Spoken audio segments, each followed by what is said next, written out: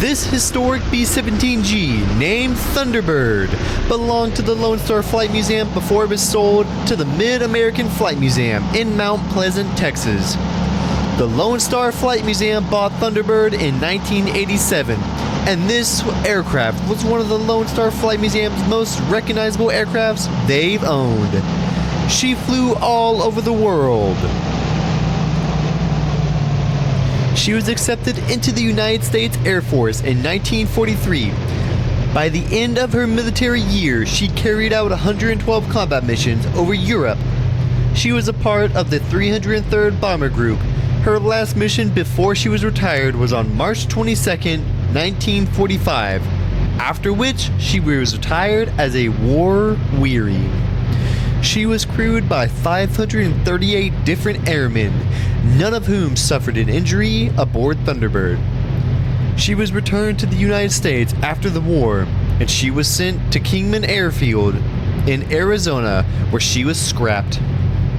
This plane is the subject of a 25 by 75 foot or 7.6 by 22.9 meter mural in the World War II Gallery of the National Air and Space Museum in Washington, D.C., entitled Fortresses Under Fire, completed in 1976. The artist Keith Ferris depicted Thunderbird on her 70th mission at 11:45 a.m. August 15, 1944, over Trier, Germany, on her return to Molesworth following a mission to bomb Wiesbaden, and is historically accurate in the encounter portrayed.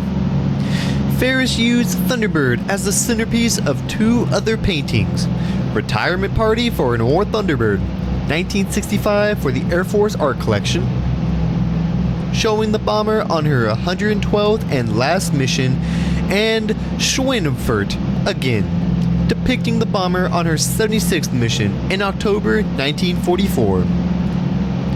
The Boeing B-17 Flying Fortress is an American 4-engine heavy bomber developed in the 1930s for the United States Army Air Corps. A fast and high-flying bomber, the B-17 dropped more bombs than any other aircraft during World War II, used primarily over the skies of Western Europe. While the Air Corps was still enthusiastic about the aircraft's potential, Army officials were daunted by its cost. Douglas quoted a unit price of $58,200, equivalent to just over $1 million in 2023. Based on a production order of 220 aircraft compared with $99,620, equivalent to $1.7 million in 2023 from Boeing. The Boeing B-17 Flying Fortress is an American 4-engine heavy bomber developed in the 1930s for the United States Army Air Corps. A fast and high-flying bomber, the B-17 dropped more bombs than any other aircraft during World War II, used primarily over the skies of Western Europe. It is the third most produced bomber in history, behind the American 4-engine consolidated B-24 Liberator and the German multi-role twin-engine Junkers Ju-88. The B-17 was also employed in transport, anti-submarine warfare, and search and rescue roles. In a U.S. Army Air Corps competition, Boeing's prototype model 299/XB-17 outperformed two other entries but crashed, losing the initial 200 bomber contract to the Douglas B-18 Bolo. Still, the Air Corps ordered 13 more B-17s for further evaluation, which were introduced into service in 1938. The B-17 evolved through numerous design advances, but from its inception, the U.S. Army Air Corps promoted the aircraft as a strategic weapon. It was relatively fast, high-flying, long-range bomber with heavy defensive armament at the expense of bomb load. It also developed a reputation for toughness based upon stories and photos of badly damaged B-17s safely returning to base. The B-17 saw early action in the Pacific War, where it conducted air raids against Japanese shipping and airfields. But it was primarily employed by the United States Army Air Force in the daylight component of the Allied strategic bombing campaign over Europe, complementing the Royal Air Force Bomber Command's night bombers in the attacking of German industrial, military, and civilian targets.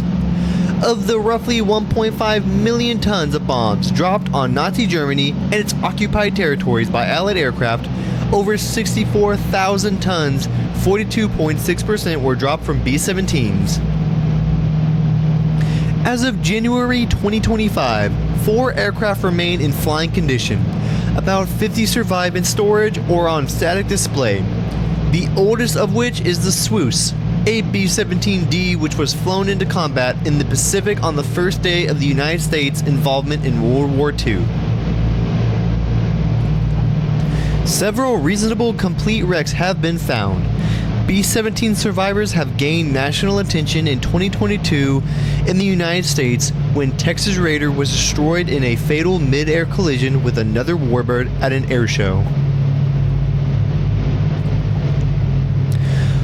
On the 8th of August 1934, the U.S. Army Air Corps tendered a proposal for a multi-engine bomber to replace the Martin B-10.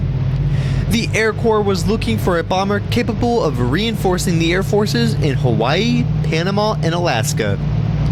Requirements were for it to carry a useful bomb load at an altitude of 10,000 feet or 3,000 meters for 10 hours with a top speed of at least 200 miles per hour or 320 kilometers an hour.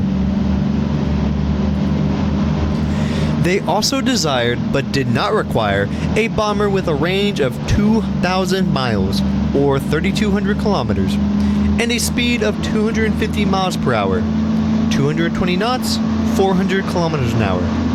The competition for the Air Corps contract was to be decided by a fly-off between Boeing designs, the Douglas DB-1, and the Martin Model 146 at Wilbur Wright Field in Dayton, Ohio. The prototype B-17 with the Boeing factory designation of Model 299 was designed by a team of engineers led by E. Gifford Emery and Edward Curtis Wells, and was built at Boeing's own expense.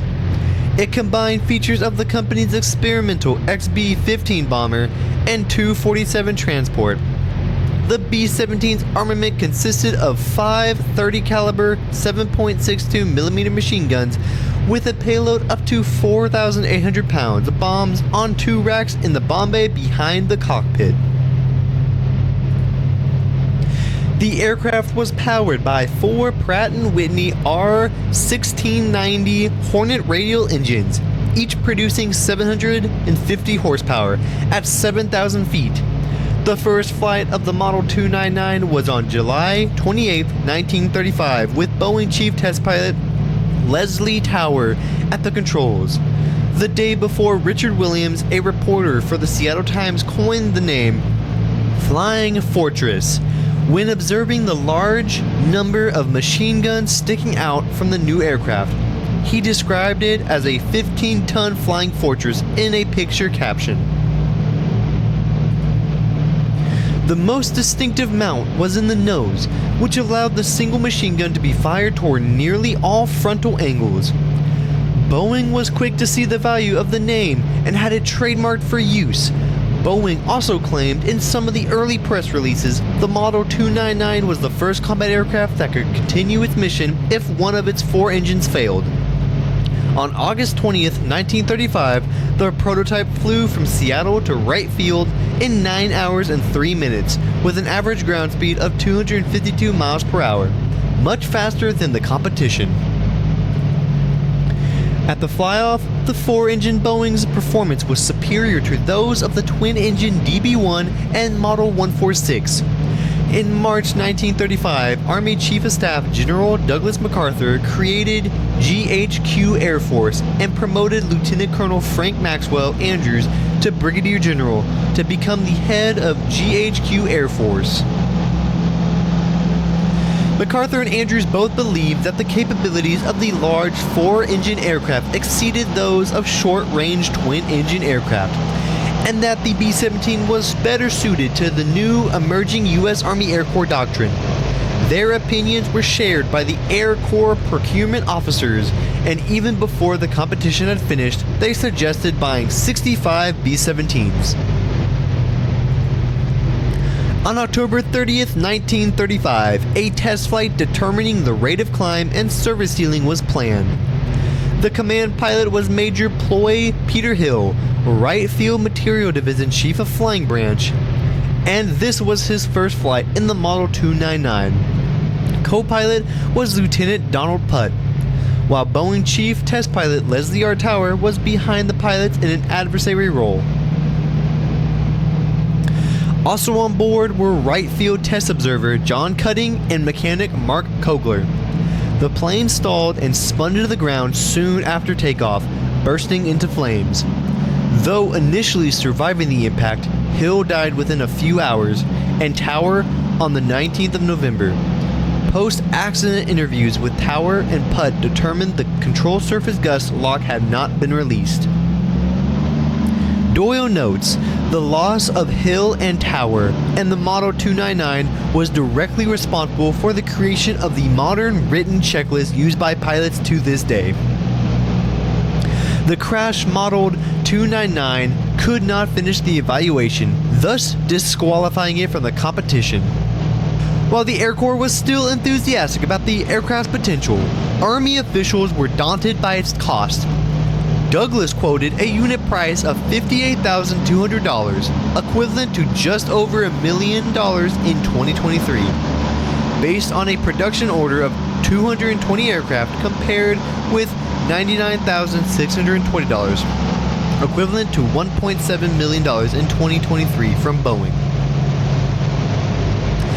MacArthur's successor, Army Chief of Staff Malin Craig, canceled the order of 65 YB-17s and ordered 133 of the twin-engine Douglas B-18 Bolo. Instead, Secretary of War Harry Hines Woodring, in October 1938, decided that no four-engine bombers, including B-17s, would be purchased by the War Department in 1939. Despite the crash, the U.S. Army Air Corps had been impressed by the prototype's performance, and on the 17th of January 1936, through a legal loophole, the Air Corps ordered 13 YB-17s, designated Y-1B-17, after November 1936 to denote its special F-1 funding for service testing. The YB-17 incorporated a number of significant changes from the Model 299, including more powerful Wright R-1820-39 Cyclone engines. Although the prototype was company-owned and never received a military serial, the B-17 name did not appear officially until January 1936, nearly 3 months after the prototype crashed.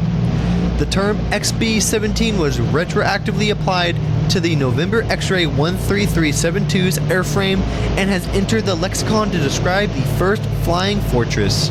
Between March 1st and August 4th, 1937, 12 of the 13 Y-1B-17s were delivered to the 2nd Bombardment Group at Langley Field in Virginia for operational development and flight tests.